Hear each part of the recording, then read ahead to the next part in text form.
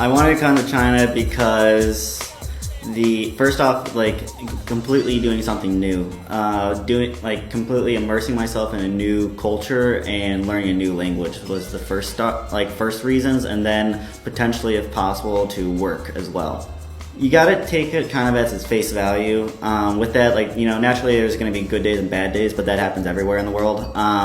There's things in China that are different and I think everyone understands that, but with the differences, you can really see that as just them it growing as a country and modernizing, as well as taking Chinese the ancient culture. So it's you have to kind of really try to understand why it's different before you can really pass judgment.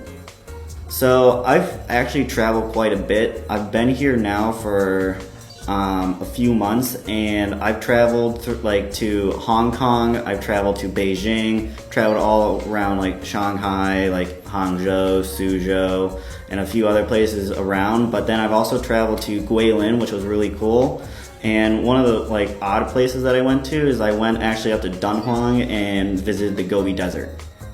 I think personally, for me, Shanghai is the best place to be.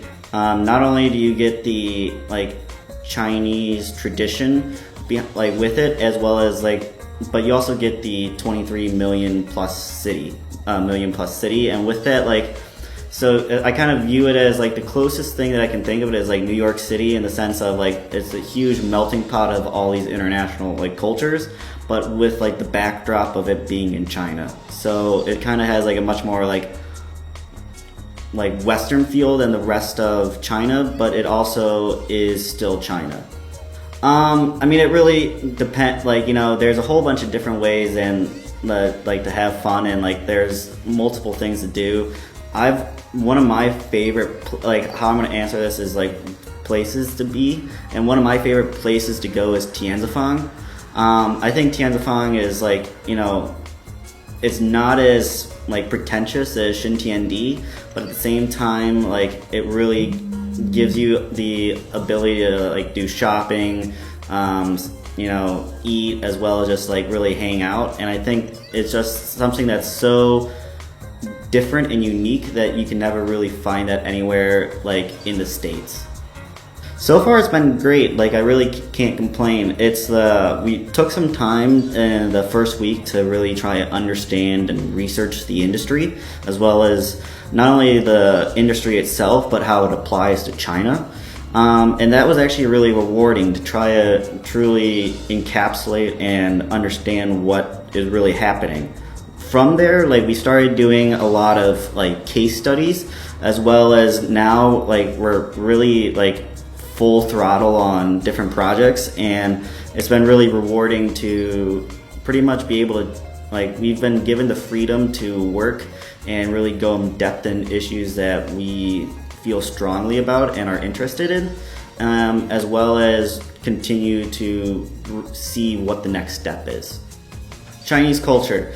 I've kind of, really tried to immerse myself through different aspects of it. I've really tried to, first off, it was, kind of amusing, but a few friends and I, went out and joined some of the, elderly in Tai Chi every once in a while, which was always, an interesting concept, but really trying to learn more about the ancient, spiritual side and, old, traditions, as well as learning where I've also try to keep up with current events and viewing it through a Chinese viewpoint. So the culture has been, they have thousands of years of history, and to try to uncover why they are today is extremely worthwhile.